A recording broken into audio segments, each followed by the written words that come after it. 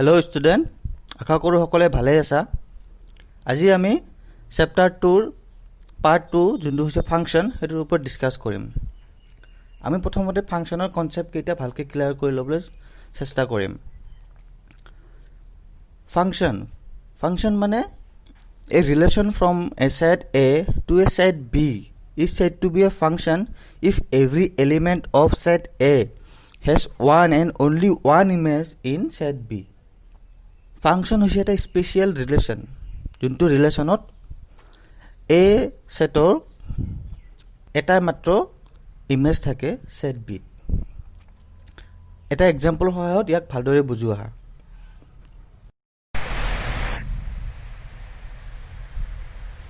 আমি এতিয়া এক্সাম্পলৰ সহায়ত ফাংচনৰ বিষয়ে ভালদৰে শিকিবলৈ চেষ্টা কৰিম। ফাংচনক আমি সদায় কিহেৰে লিখোঁ? এফেৰে লিখোঁ। তো এফ ইজ এ ফাংচন।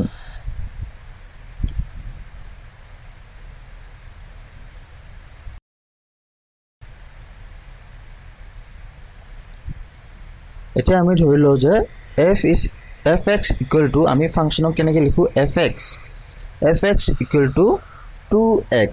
আমি এইটো ফাংচন আমি এতিয়া কেলকুলেট কৰিব লাগে। এতিয়া যদি আমি এক্স ধৰি লওঁ,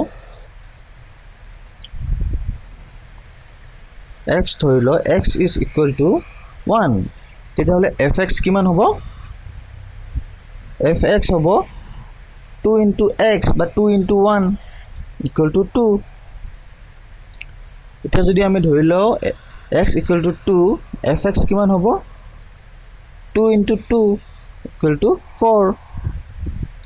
আৰু এক্স ইকুৱেল টু যদি 10 আমি ধৰি লওঁ, তেতিয়াহ'লে এফ এক্স কিমান হ'ব?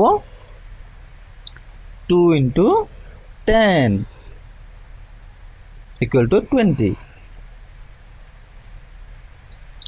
এনেকৈ আমি ফাংচন এটা কেলকুলেট কৰোঁ। এতিয়া আমি কিছুমান ইম্পৰ্টেণ্ট ফাংচনৰ বিষয়ে পঢ়োঁ আহা। ইম্পৰ্টেণ্ট ফাংচন কেইটা হৈছে identity function, constant function, polynomial function, rational function, the modulus function, signum function and the greatest integer function. এই গোটেইকেইটা ফাংচন আমি এক্সাম্পলৰ সহায়ত বুজিবলৈ চেষ্টা কৰোঁ আহা। প্ৰথমতে আমি চাম আইডেণ্টিটি ফাংচনটো। Identity function F is relation R to relation R, where y is equal to fx equal to x। fx ৰ ভ্যালু কিমান হ'ব? x এই হ'ব। মানে x ৰ ভ্যালু যিমান হ'ব fx ৰ ভ্যালু সেই একেটোৱেই হ'ব। এতিয়া আমি এটা বক্স বনাই লওঁ আৰু ইয়াৰ ভ্যালুবিলাক ক্যালকুলেট কৰিবলৈ কৰোঁ আহা। ওপৰত লিখিলোঁ x, তলত লিখিলোঁ y equal to F x. y ৰ ভ্যালু কিমান হ'ব? এফ এক্সৰ ভ্যালু যিমান হ'ব y ৰ ভ্যালু সেইটো হ'ব।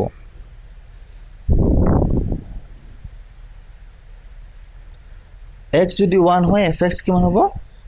1 হ'ব। y যদি 2 হয় এফ এক্সৰ ভ্যালু কিমান হ'ব? 2 হ'ব। x যদি 3 হয় এফ এক্সৰ ভ্যালু কিমান হ'ব? 3 হ'ব। আৰু y যদি 4 হয় এফ এক্সৰ ভ্যালু কিমান হ'ব? 4 হ'ব। x ৰ ভ্যালু যদি 5 হয় y ৰ ভ্যালু কিমান হ'ব? 5 হ'ব। আৰু x ৰ ভ্যালু যদি 6 হয় এফ এক্সৰ ভ্যালু কিমান হ'ব? 6 হ'ব। এইটো ফাংচন হ'ল আইডেণ্টিটি ফাংচন। নেক্সট ফাংচনটো কি দিয়া আছে? Constant function. কনষ্টেণ্ট ফাংচনৰ এফ এক্সৰ ভ্যালুটো সদায় কি হৈ থাকিব? এটা কনষ্টেণ্ট হৈ থাকিব।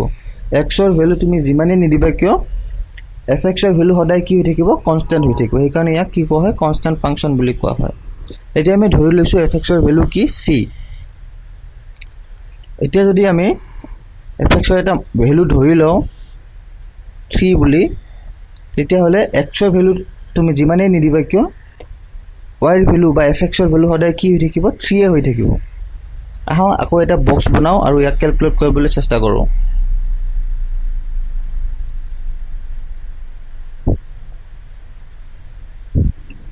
x fx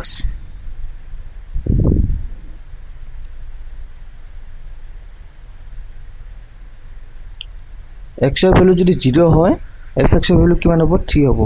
এক্সৰ ভ্যালু যদি 1 হয় fxৰ ভ্যালু কিমান হ'ব 3 হ'ব এক্সৰ ভ্যালু যদি -1 হয় তথাপিও fxৰ ভ্যালু কিমান হ'ব 3 এ হ'ব এক্সৰ ভ্যালু যদি 5 হয় তথাপিও fxৰ ভ্যালু কিমান হ'ব 3 এ হ'ব আৰু যদি 4 হয় বা 2 হয় তথাপিও fxৰ ভ্যালু কিমান হ'ব 3 এ হ'ব সদায় কনস্ট্যান্ট হৈ থাকিব এই কাৰণে ইয়াক কনস্ট্যান্ট ফাংশন বুলি কোৱা হয় polynomial function Polynomial function to কি হয় f is a function between relation r to r y is equal to fx আৰু fx to value কিমান ধৰিলো আমি x square এতিয়া আমি আৰু এটা বক্স বনাইলো আৰু ইয়াৰ ভ্যালুটো ক্যালকুলেট কৰো আহা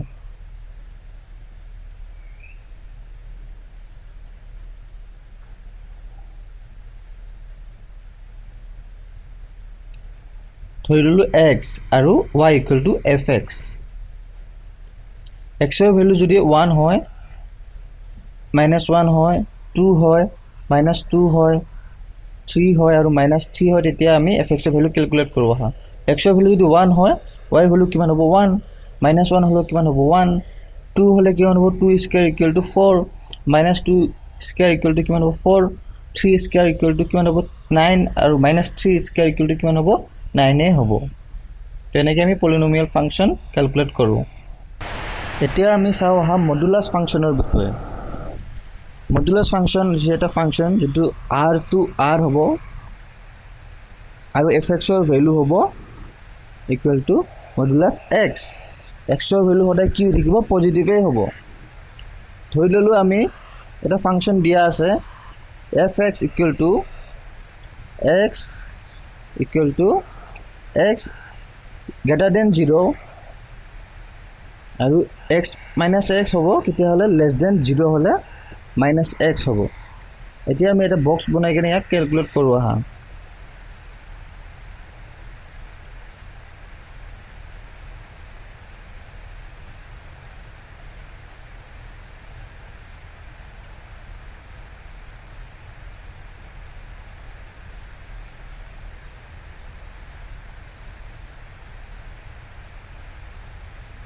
প্ৰথমতে আমি ধৰি ললো 3 তাৰপিছত 2 তাৰপিছত 1 তাৰপিছত 0 তাৰপিছত কি ধৰিলো -1 -2 তো আমি ইয়াতে পজিটিভ ভ্যালু লৈছো আৰু নেগেটিভ ভ্যালু লৈছো তো ইয়াতে x is greater than equal to 0 0 ত ডাঙৰ এখানে কি হ'ব একে ভ্যালুটো পজিটিভ হ'ব ইয়াতে মাইনাস হ'ব লাগে কিন্তু x ৰ ভ্যালুটো যদি 0 তকৈ কম হয় তেতিয়া হলে -x হ'ব সেইকাৰণে ইয়াৰে এই মাইনাস দুটা কি হৈ যাব প্লাস হৈ যাব তো এতিয়া -1 ৰ ভ্যালুটো কিমান হ'ব +1 আৰু -2 ভ্যালুটো কিমান হ'ব +2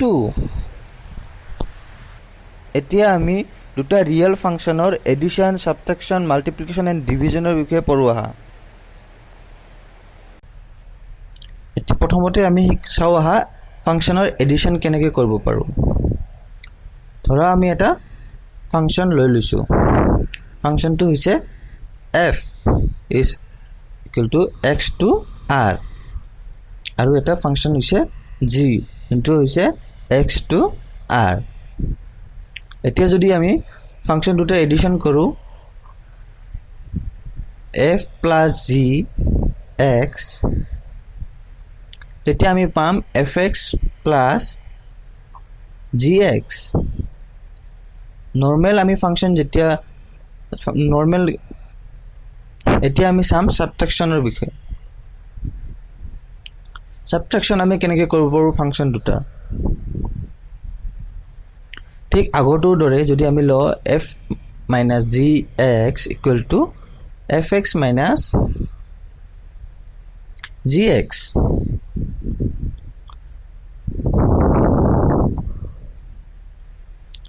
এতিয়া আমি 3 নম্বৰ চাম মাল্টিপ্লিকেশন আমি কেনেকৈ কৰো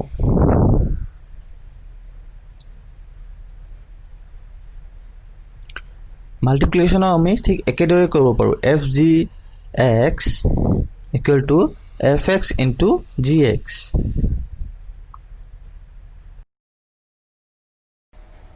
हेलो स्टूडेंट आशा करो তোমালোকৰ চেপ্টাৰটোৰ গোটেই কনসেপ্ট বিলাক ক্লিয়াৰ হৈ গৈছে আমি অহা পাৰ্টত চেপ্টাৰ 2ৰ যিমান এক্সাৰসাইজ আছে গোটেইখিনি কৰিবলৈ চেষ্টা কৰিম তোমালোকে চেনেলটো সাবস্ক্ৰাইব কৰিবা আৰু ভিডিঅ'টো শ্বেয়াৰ কৰি দিবা নিজৰ ফ্ৰেণ্ডৰ লগত আৰু তেওঁলোককো ছাবস্ক্ৰাইব কৰিবলৈ ক'বা। ধন্যবাদ।